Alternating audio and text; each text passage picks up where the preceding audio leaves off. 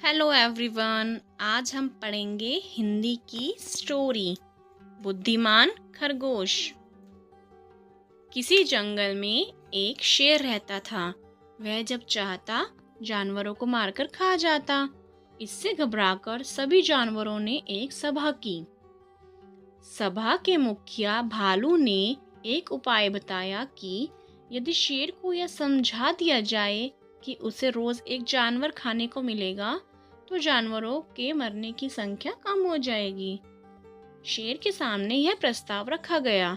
शेर खुश हो गया और बोला, मुझे कोई परेशानी नहीं है।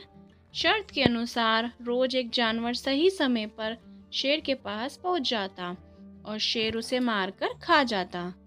यह देखकर नन्हा खरगोश बहुत दुखी हुआ।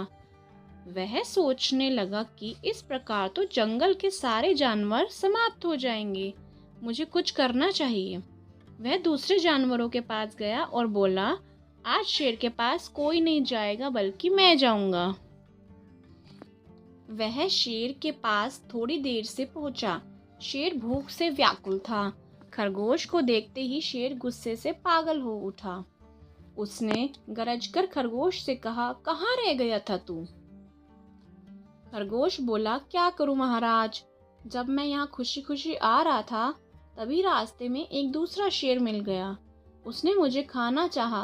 मैं किसी तरह उससे कहकर आया हूँ कि आपसे पूछकर बताऊंगा। तब जाकर जान बची और मैं किसी तरह यहाँ आया हूँ। दूसरे शेर की बात सुनकर शेर गुस्से से पागल हो उठा और खरगोश से बोला, मुझे तुम वहां ले चलो जहां वह दूसरा शेर है। खरगोश शेर को लेकर एक कुएं के पास पहुंचा और कुएं के अंदर इशारा करते हुए बोला, वह शेर इसी कुएं के अंदर रहता है।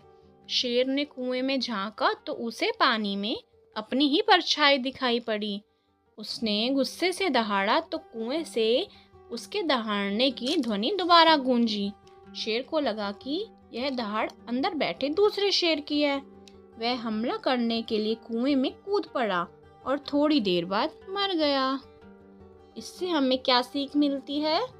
मुसीबत के समय में भी हमें बुद्धिमानी से काम लेना चाहिए।